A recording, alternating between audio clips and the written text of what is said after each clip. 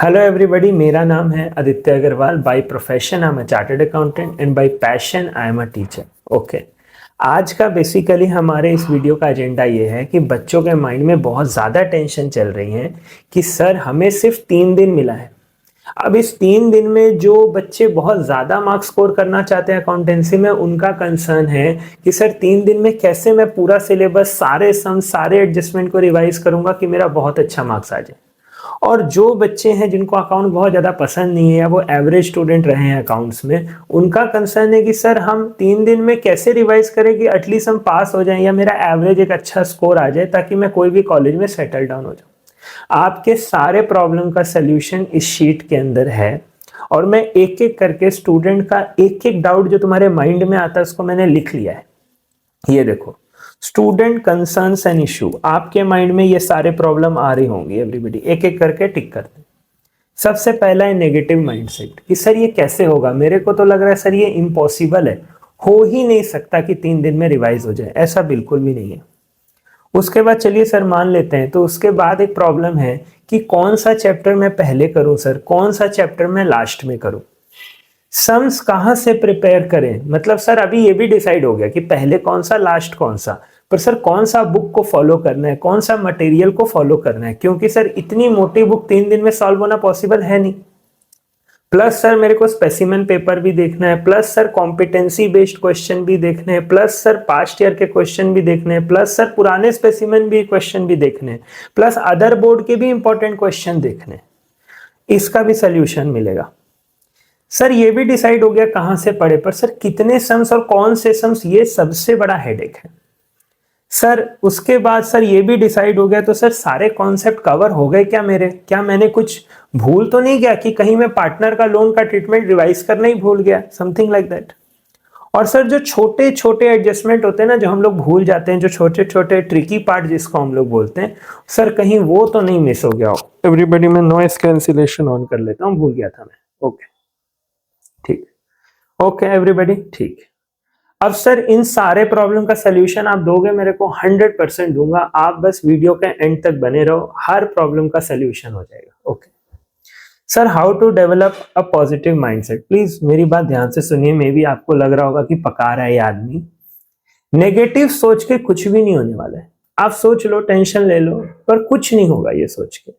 सो जो है सो है। आपको मिले हैं 3-3.5 दिन, देखा जाए तो 3.5 दिन मिला है, उसमें अपना 100% दे दो। ये मत सोचो कि नहीं हो पाएगा, क्योंकि ऑप्शन नहीं है सोचने का, देयरफॉर ये चीज तो हटाई दो। दूसरा, आप मेरे पे भरोसा करो, मैं चार्टर्ड अकाउंटेंट हूं, हमें सीए फाइनल में 1.5 डेज में पूरा सिलेबस रिवाइज करना होता है, तो हमें पता है कि ये कैसे होता है। ठीक है, सो आप प्लीज ट्रस्ट रखो मेरे ऊपर। मैं यूट्यूब में अभी एक्टिव होना स्टार्ट कर दूंगा क्या, मैं एक्टिव बिल्कुल रहूंगा, आपके साथ ही रहूंगा। बीच में मुझे यूट्यूब पे उतना टाइम नहीं मिलता था, I was more on Insta, but please be connected on YouTube. ये सारा प्रॉब्लम मैं सॉल्व कर दूंगा, आप बस कनेक्टेड रहना। वीडियो के एंड तक आप टेंशन फ्री हो जाओगे, डोंट वरी। अब मैं आपको एक बात अभी बता देता हूं कि जो बच्चे 95 या 90 एम कर रहे हैं, आपके लिए शॉर्टकट नहीं है। You cannot excel without immense hard work. कोई शॉर्टकट नहीं है उसका। आपको 95 या 90 प्लस लाना है अगर, आप कोई चैप्टर छोड़ नहीं सकते। हाँ, किसी चैप्टर में किसी चीज को ज्यादा प्रैक्टिस करना है, किसी को कम प्रैक्टिस करना है, वो अभी मैं डिटेल में समझाऊंगा, डोंट वरी। और एक बात, मैं ऐसी कोई स्ट्रेटेजी नहीं बता रहा हूं जो सिर्फ टॉपर्स के लिए। भाई एवरेज बच्चे भी मुझे बहुत प्यारे हैं, उनका भी करियर है, जरूरी नहीं है कि अकाउंटेंसी में ही सब कुछ करना हो उनको। सो उनके लिए भी बताऊंगा कि आप अगर इस कैटेगरी में आते हो कि आपका टारगेट 70 है या 80 है, तो आपको कौन से चैप्टर करके जाना है और कौन सा पार्ट है जो आप उसमें छोड़ सकते हो। ठीक है एवरीबॉडी, वीडियो के एंड तक बने रहिए।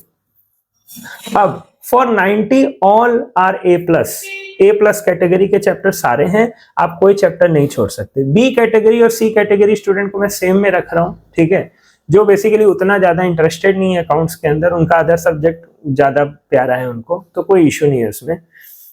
वेरी टफ और लो वेटेज, मतलब जो पार्ट बहुत टफ है, आपको पता है कि उससे ट्रिकी क्वेश्चन आना ही है, और आप जितनी मर्जी प्रैक्टिस कर लो, आपको अकाउंट से अगर प्यार नहीं है तो वो क्वेश्चन सॉल्व नहीं होगा। वो हर सब्जेक्ट में ऐसे कुछ क्वेश्चंस होते हैं। या फिर जो चैप्टर हैं जो मतलब प्रैक्टिस बहुत ज्यादा करना पड़ेगा पर वेटेज बहुत कम है, आप उसको छोड़ दो और आप सिर्फ हाई वेटेज चैप्टर में ध्यान दो, और जो चैप्टर आपको बहुत ज्यादा मार्क्स दे कम प्रैक्टिस करके उस पर ध्यान देना है आपको, ठीक है। अब मैं एक चीज और सेट करता हूं आपको कि आपको 3 दिन में रिवाइज करने के लिए चाहिए क्या, बात को समझो। एक पॉजिटिव माइंडसेट जो मैंने बोल दिया। नंबर 2, आपके टूल किट में ये होना चाहिए, all concept notes at one place. आपके पास हर चैप्टर के हर कंसेप्ट का नोट्स, सम्स नहीं बोला मैंने, नोट्स बने हुए होने चाहिए। जो बच्चे हमसे पढ़ते हैं उनको पता होगा कि हम लोग पहले कंसेप्ट नोट्स को ही पहले प्रेफर करते हैं कि भाई कोई एडजस्टमेंट अगर भूल गया ना तो आराम से वहां जाकर के उसका कंसेप्ट को पहले रीड कर लो, उसके बाद सम बनाने चल जाओ, सम बन जाता है, ठीक है। Tricky parts written in simple language at one place. Sir इसका मतलब क्या हुआ, एक छोटा सा हिंट देता हूं। आप सपोज करो आप एडमिशन का चैप्टर रिवाइज कर रहे हो, ठीक है। उसमें ट्रिकी पार्ट क्या है? ट्रिकी पार्ट ये है कि भूल से भी रिवैल्यूएशन का जो प्रॉफिट लॉस होता है उसको न्यू पार्टनर में मत दे देना। ये एक हिंदी में लिख लिया आपने। फिर आपने लिख लिया कि याद रखना कि पूरा गुडविल का ट्रीटमेंट नहीं होता है, जो न्यू पार्टनर शेयर जो दिया रहता है, न्यू पार्टनर का शेयर ऑफ गुडविल का ट्रीटमेंट होता है। गुडविल लाया तो प्रीमियम फॉर गुडविल करके डिस्ट्रीब्यूट करेंगे, अगर न्यू पार्टनर गुडविल नहीं लाया तो हम लोग उसको करेंट अकाउंट करके डिस्ट्रीब्यूट करेंगे ओल्ड पार्टनर में। फिर आपने कैपिटल एडजस्टमेंट में एक वर्ड लिख ली कि भाई कैपिटल एडजस्टमेंट करने टाइम जब भी मैं ओल्ड पार्टनर का कैपिटल यूज करूंगा तो मैं एडजस्टेड कैपिटल यूज करूंगा। एडजस्टेड कैपिटल का मतलब होता है वो कैपिटल जिसमें बाकी सारे एडजस्टमेंट आपने कर रखे हैं। उसके बाद बैलेंस शीट में जो गुडविल दिया हुआ रहता है वो गुडविल और जो एडजस्टमेंट में जो सेल्फ जनरेटेड गुडविल है वो सेम नहीं होता है। बैलेंस शीट वाला गुडविल को आपको राइट ऑफ करना होता है। फिर एक ट्रीटमेंट होता है जिसमें लिखा रहता है general reserve not to be distributed या फिर this reserve should not be distributed. इसका मतलब क्या है कि नया पार्टनर कंपनसेट करेगा ओल्ड पार्टनर्स को। तो ये सब ना हिंदी में लिखे हुए होने चाहिए आपके पास एक जगह पे। कोई बच्चे सोचे सर हमारे पास तो ये है नहीं, आप बस वेट करो, हर चैप्टर का ऐसा ट्रिकी नोट और कंसेप्ट नोट्स का वीडियो के साथ में आने वाला हूं इसमें, प्लीज डोंट वरी, ठीक है ना। पर आपको चैनल के साथ कनेक्टेड रहना है, और कोई भी इश्यू हो ना, अगर इसमें कोई भी कंसर्न है आपका जो मैंने कवर नहीं किया तो आप प्लीज उसे कमेंट बॉक्स में डाल दो। कमेंट बॉक्स में डालोगे, मैं वो कंसर्न पढ़ के उसके लिए भी कोई रेलेवेंट वीडियो बना डालूंगा, ठीक है। ये वेरी वेरी इंपॉर्टेंट। बच्चों का प्रॉब्लम क्या है ना, उस वक्त कोई भी आके बोलता है ये वाला बुक से बनाया, वो वाला बुक से बनाया, और दिक्कत है आप कंफ्यूजन में चले जाओगे। आप 10 बुक में माथा मत लगाना, एक बुक पकड़ना। अब या तो वो टीएस गरेवाल है, या तो वो डीके गोयल है, और मेरे बच्चे हैं तो वो आदित्य अग्रवाल है, ठीक। आपको अपना फिक्स स्टडी मटेरियल चाहिए। अगर आप मुझसे पूछेंगे तो देखिए डीके गोयल और टीएस गरेवाल बहुत अच्छी बुक्स हैं, बट दे आर वॉल्यूमिनस। आप एग्जाम में 3 दिन पहले आप सोचेंगे कि वो पूरा बुक सॉल्व कर लें, तो देखिए आप एलियन हैं, फिर तो ये वीडियो की आपको नीड ही नहीं है। उन बच्चों को वीडियोस की कोई नीड नहीं है, ठीक है। जो उनके अलावा वाले हैं वो इस वीडियो को देखें, ठीक है। A B C analysis to be done, material fix रखना, बार बार कह रहा हूं, कौन सा बुक फॉलो करोगे वो फिक्स होना चाहिए। भले एक ही बुक रखना, 4 मत करना, एक ही बुक रखना, ओके। मोस्ट इंपॉर्टेंट, तुमको पता नहीं है पर सबसे इंपॉर्टेंट है, बच्चे इसे इंपॉर्टेंट नहीं देते हैं वो अलग बात है। A B C analysis to be done before. भैया एबीसी एनालिसिस क्या होता है बेटा? एबीसी एनालिसिस का मतलब है कौन से चैप्टर जो ए नंबर पे आते हैं, मतलब मेरे को ये करने ही करने हैं, बी वाले भी करने हैं, सी वाले को अगर टाइम मिला तो करेंगे, नहीं तो बस एक बार रिव्यू कर लेंगे और छोड़ देंगे, जय गंगा मैया की। कोई क्योंकि 3 दिन है ना, आपको कहीं ना कहीं तो स्मार्ट वर्क करना ही पड़ेगा, कहीं ना कहीं आपको स्मार्ट वर्क करना है। आप सोचेंगे कि मैं 72 आवर्स पूरा पढ़ लूंगा तो फिर एग्जाम में आपका माथा काम ही नहीं करेगा, माइंड डल हो जाएगा, ठीक है। और ये बहुत important, list of some mark for each chapter. आपको पता होना चाहिए कि उस बुक का मेरे को कौन सा सम एग्जाम से पहले प्रैक्टिस करना है। अब आप सिंपल सिंपल सम सॉल्व करने लग गए तो आपका 3 घंटा 4 घंटा वहां बर्बाद हो जाएगा। ये छोटी छोटी चीजें हैं। अभी बच्चों को लग रहा है कि क्या होगा, आपको पता है 3 दिन में आप पैनिक करने लगोगे, आपको समझ में ही नहीं आ रहा होगा। एक बच्चा सोचेगा यार 15 चैप्टर है, आज कौन सा बनाऊं, कल कौन सा बनाऊं, कौन सा सम बनाऊं, अरे प्रोराटा हुआ कि नहीं, एक्सेप्शन सम हुआ कि नहीं, ये वाला एडजस्टमेंट हुआ कि नहीं, ये बहुत सारे कंफ्यूजन है, ठीक। दूसरा मैंने आपके लिए वो भी बना दिया है कि कौन से दिन आप कौन सा चैप्टर पढ़ोगे और कितने घंटों में पढ़ोगे, वो भी तक मैंने बना दिया है, ठीक है। पहले ये देख लो, ये बहुत ईजी है, फटाफट करेंगे इसको। फंडामेंटल ऑफ पार्टनरशिप का वेटेज कितना है? 10 + 1 11। तो अगर आप थोड़े से भी समझदार हैं बेटा, 11 मार्क्स का चैप्टर आप नहीं छोड़ सकते। प्लस ये फर्स्ट चैप्टर है, फर्स्ट चैप्टर तो हर बच्चा पढ़ता है कम से कम, तो ये सब बच्चों को बनाना है, चाहे आप ए में हो, चाहे बी में हो, चाहे सी में। बी और सी को तो बनाना ही है, ए के पास तो कोई ऑप्शन ही नहीं है, बोलूंगा ही नहीं, ठीक है। ये चैप्टर का प्रॉब्लम क्या है ना, ये टफ नहीं है। आप देखो मैंने मार्क किया है कि ये ना टफ बिल्कुल भी नहीं है, लेकिन डिटेल्ड है। इस पे आपको ना फोकस करके डीप होके पढ़ना पड़ेगा। आप इसमें ऊपर ऊपर से मत पढ़ना, चाहे आप अच्छे बच्चे हैं, एवरेज बच्चे हैं, या आप वीक हैं अकाउंट्स में, पर इस चैप्टर में तुमको मेहनत करना पड़ेगा। You don't have an option. Why I am saying that? Because 10 mark का सम है। अगर आप इसको डीप में पढ़ेंगे ना तो आपका 5-6 मार्क्स तो आ ही जाएगा इसमें, क्योंकि ऐसा नहीं है आजकल 10 मार्क का गोटा सम नहीं दे रहा है वो लोग, जनरल एंट्रीज का सम दे देता है, 10 मार्क को 6 मार्क 2 मार्क में डिस्ट्रीब्यूट कर देता है। तो इस चैप्टर को आपको इज्जत देना है, बेसिकली मैं ये कह रहा हूं, आपको इज्जत देना है, और ये लॉजिकल चैप्टर है। एक राहत की बहुत बड़ी सांस है, जो मैं बोलूंगा तो बहुत सारे जन शायद आ जाए नेगेटिव रिव्यूज लेकर के, I don't care. Past adjustment आप छोड़ देना। Past adjustment nothing but rectification of error and it is purely logical. मैं सिंपल बात करूंगा, ये सिर्फ वो बच्चों से सॉल्व होता है जो अकाउंट से बहुत अच्छे हैं। जो अकाउंट्स में एवरेज भी है ना, पास्ट एडजस्टमेंट आपसे सॉल्व नहीं होगा। जो भी कह रहे हैं वो आपको सिर्फ खुश करने के लिए बेवकूफ बना रहे हैं बेटा, वो नहीं हो पाएगा। वो इसलिए क्योंकि 11 में आपने बहुत ज्यादा मस्ती कर ली है, और ऐसा नहीं कि आप बना नहीं पाओगे, पर आपने 11 में बहुत मस्ती कर ली, ये एक लौता रीजन है। प्लीज आप बुरा मत मानिएगा, पर यही सच है। पर अच्छी बात क्या है कि पीएल एप्रो में 2 ऑप्शन मिलते हैं आपको 10 मार्क के, तो दोनों पास्ट एडजस्टमेंट नहीं आने वाला, डोंट वरी। अब सर इतना किस्मत खराब हो गया तो देखो वो तब तो कुछ नहीं कर सकते। अर्थक्वेक आएगा तो इंसान मरेगा ही, बच नहीं सकते। बस कोशिश कर सकते हैं टेबल के नीचे घुस के कि भाई कुछ ना हो, पर अगर आ गया भूकंप तो मरना तो निश्चित है, ठीक।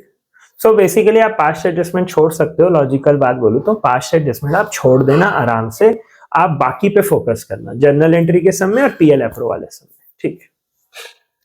एडमिशन तो मस्ट है सब बच्चों के लिए। 6 मार्क का तो एक सम आना ही आना है, 1 या 2 एमसीक्यू आपको मिल जाएंगे, या कोई शॉर्ट क्वेश्चन मिल जाएगा। Very easy, must do for all, सब बच्चों को बनाना है।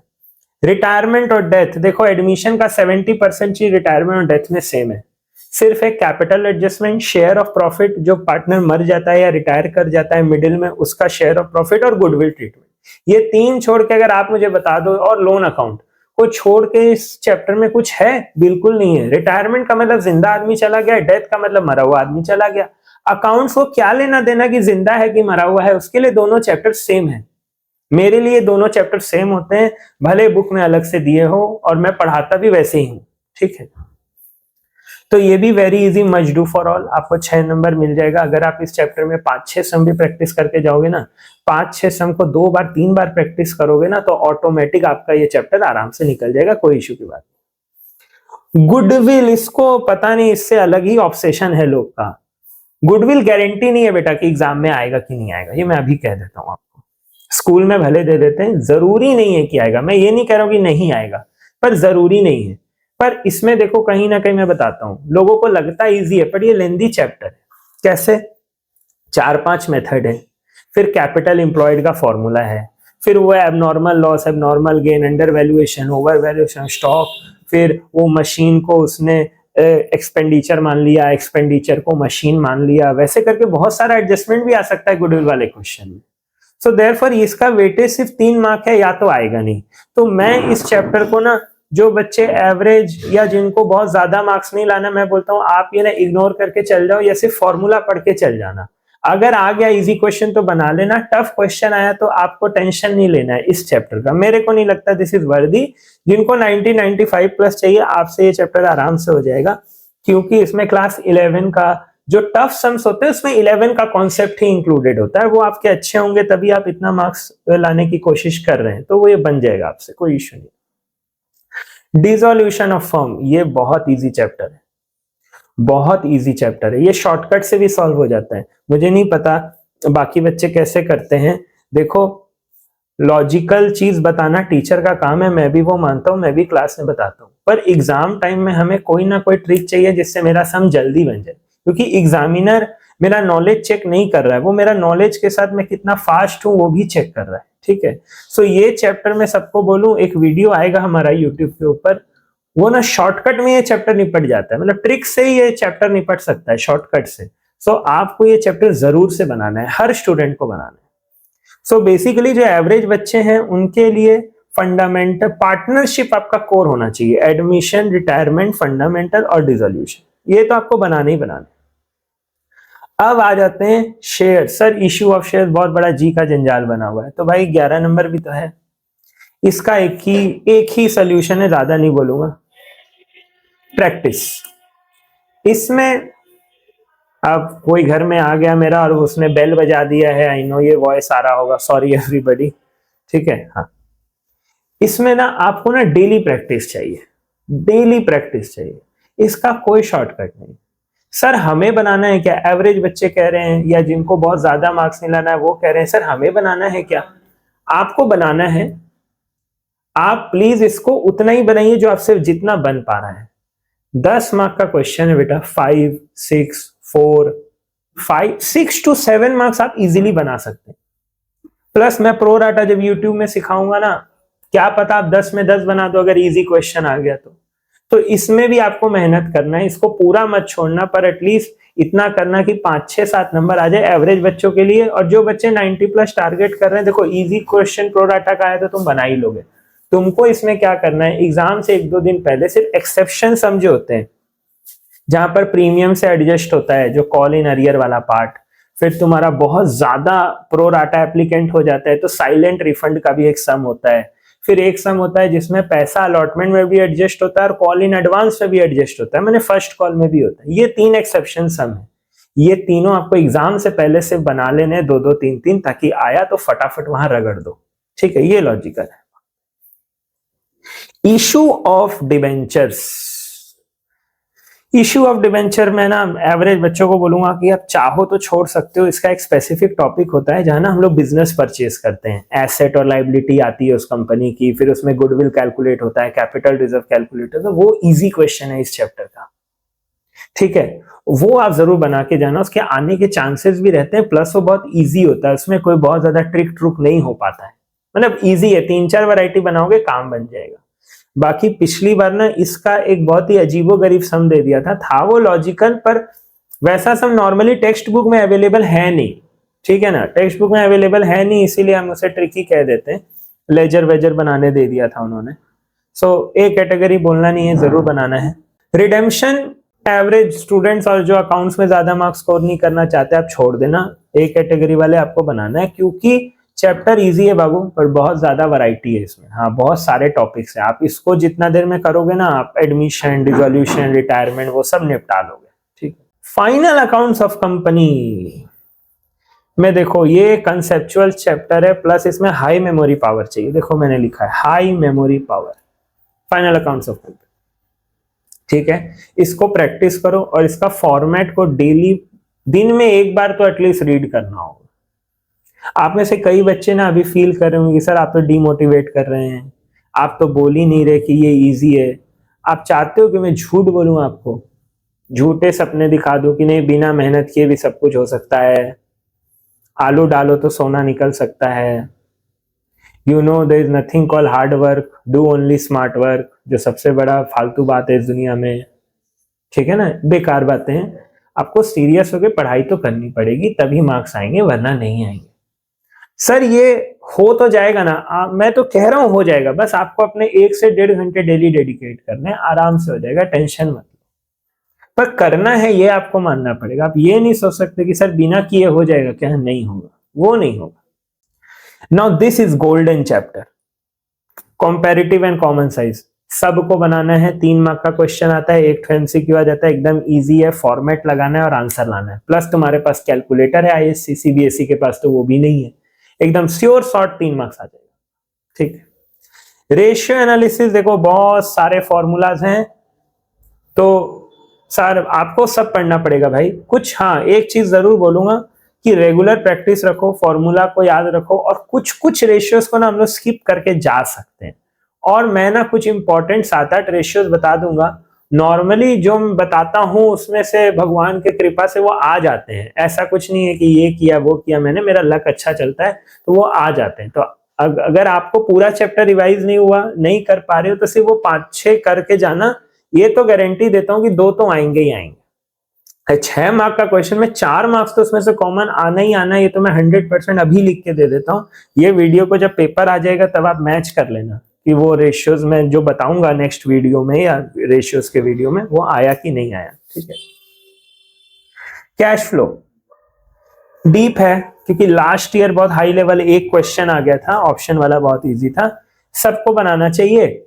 और जो 90-95 प्लस टारगेट कर रहे हैं ना, आपको कुछ स्पेशल सम्स भी बनाने पड़ेंगे कैश फ्लो के, स्पेशल सम्स। ठीक है। और बाकी लोग आप स्टीरियोटाइप सम्स बनाओ, अगर फुल क्वेश्चन आए तो कैश फ्लो इजी होता है। मेरे सब बोलते हैं कि कैश फ्लो बहुत टफ है, पर मैं बताता हूं, मैंने अभी जो पढ़ाते हुए देखा बच्चों को, अगर आप 10 सम कैश फ्लो के बना लोगे ना टीचर के साथ साथ भी, मतलब टीचर बोल रहा है और आप देख देख के लिख रहे हो, देख देख के लिख रहे हो या सुन के लिख रहे हो, आपको पूरा कैश फ्लो का फॉर्मेट याद हो जाएगा कि ये होता कैसे है। सो एकदम आराम से आपको हो सकता है, कोई प्रॉब्लम नहीं है, कोई भी प्रॉब्लम नहीं, आराम से हो सकता है, कोई इश्यू नहीं।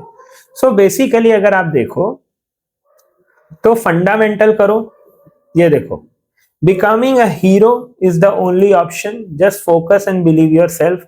आप देखो, आप 5-6 नंबर फंडामेंटल में ले आओगे, खराब से खराब एडमिशन में 4 ले आओगे, रिटायरमेंट में 4 ले आओगे, डिसोल्यूशन में 4 ले आओगे, शेयर्स में ज्यादा लाओगे, 4 ही लिखा है मैंने, डिवेंचर में सिर्फ 1 लिखा है, रेशियो में 4 लिखा है, फाइनेंशियल स्टेटमेंट में 3 लिखा है, चीटिंग कर लोगे एमसीक्यू, और अगर कैश फ्लो ले आओगे तो 40-50 मार्क्स आपका स्कोर हो जाएगा।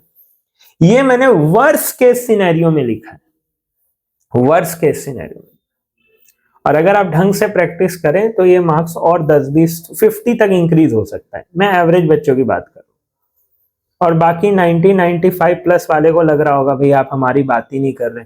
बेटा देखो, 90-95 प्लस में ना उसका मार्क्स ज्यादा नहीं आता जो पढ़ता ज्यादा है या सही ज्यादा बनाता है। 90 प्लस 95 प्लस 98 उन बच्चों का आता है जो मिस्टेक्स कम करते हैं, क्योंकि उनको आता तो सब कुछ है ही, तभी तो वो सोच रहे हैं कि मेरा इतना मार्क्स आएगा। तुम्हें सिर्फ छोटा छोटा डिटेलिंग में मतलब फोकस करना है, तुमको ब्रॉडर पिक्चर नहीं, तुमको जो हर सम का जो छोटा छोटा जो पार्ट होता है ना वो याद रखना है कि हम यहाँ गलती तो नहीं किए, हम यहाँ पिछली बार सिली मिस्टेक किए थे, यहाँ हम ये एडजस्टमेंट करना भूल गए थे। जो मिस्टेक्स कम करेगा उसका 95 प्लस मार्क्स आएगा, समझे। और देखो, ये मैंने एनालिसिस किया बहुत टफ पेपर के हिसाब से, इतना टफ पेपर आने नहीं वाला है, वैसे ठीक ठाक ही टफ आएगा। पिछले बार का पेपर भी टफ नहीं था, according to me it was not tough. ठीक है। अब ऑलरेडी 20 मिनट हो चुके हैं, मैंने ये एबीसी एनालिसिस कर दिया। ये देखो, मैंने आपके लिए ये पूरा लिख के रखा है कि 16 फरवरी को आपको क्या करना है, 17 फरवरी को क्या करना है, 18 फरवरी को क्या करना है, सब कुछ मैंने लिख दिया आपके लिए। पर मेरे को लगता है ये वीडियो फिर बहुत लंबा हो जाएगा और आप लोग उसे देखेंगे नहीं, देयरफॉर इसको हम लोग पार्ट 2 में कवर करेंगे कि 16, 17, 18 और 19 को हम लोग क्या करने वाले हैं। ठीक है। प्लीज नेक्स्ट पार्ट का वीडियो में डे वाइज शेड्यूल दिया रहेगा, आप उससे अपडेटेड रहेंगे। ठीक है। ओके। बहुत छोटी छोटी डिटेल्स उसमें कवर्ड है, बहुत छोटी छोटी डिटेल, कब खाओगे, क्या खाओगे, सब कुछ लिखा हुआ है, सब कुछ लिखा हुआ। Thank you very much everybody, और पार्ट 2 जल्दी से देख लो।